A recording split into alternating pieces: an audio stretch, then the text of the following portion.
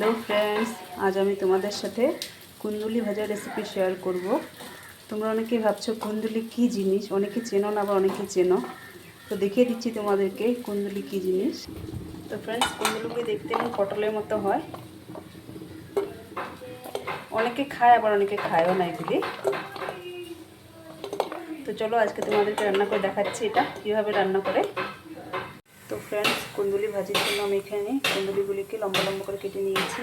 এখানে নিয়েছি আলু, নিয়েছি কাঁচা লঙ্কা, নিয়েছি পেঁয়াজ কুচি। তো দেখো কীভাবে করি। এখানে আমি কড়াইয়ে তেল দিয়ে দিয়েছি। তেলটা গরম হলে এর মধ্যে আমি ফোড়ন দিব। তেল আমার গরম হয়ে গিয়েছে, এবার এর মধ্যে দিয়ে দেবো গোটা শুকনো লঙ্কা, আর দিয়ে দিব গোটা জিরে। ফোড়নটাকে আমি একটু ভেজে লাল করে নেব। এবার আমি এর মধ্যে দিয়ে দেবো কেটে রাখা কুন্দুলিগুলো। তোমরা এগুলোকে কী বলো আমাকে কমেন্ট করে জানিয়ে। তো আমাদের এখানে তো এগুলোকে কুন্দুলি বলে, তোমরা কী বলো আমাকে জানাবে।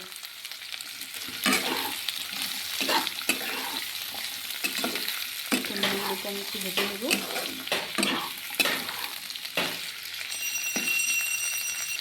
কুন্দুলিগুলোকে আমি একদমই ভেজে নিয়ে তারপর মধ্যে আলু দিয়ে দেবো।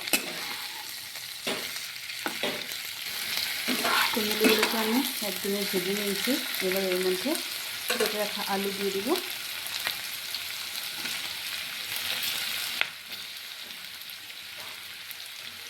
কাঁচা লঙ্কাটাও দিয়ে দেবো এর মধ্যে।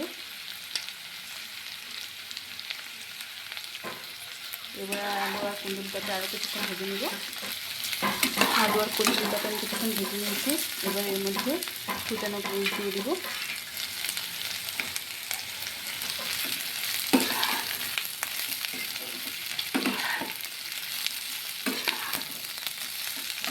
সব কিছু খুব ভালো করে মিশিয়ে নিয়েছি।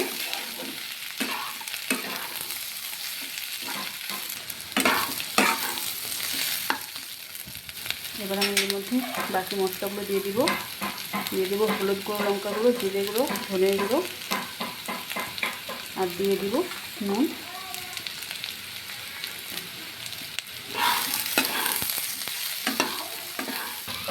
এবার আমি এর মধ্যে সামান্য একটু জল দিয়ে দেবো।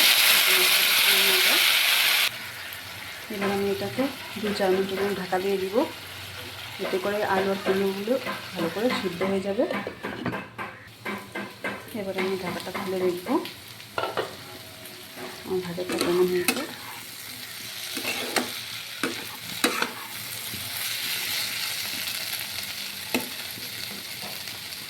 আলু আর কুমড়োগুলো খুব সুন্দর করে ভাজা হয়ে গিয়েছে।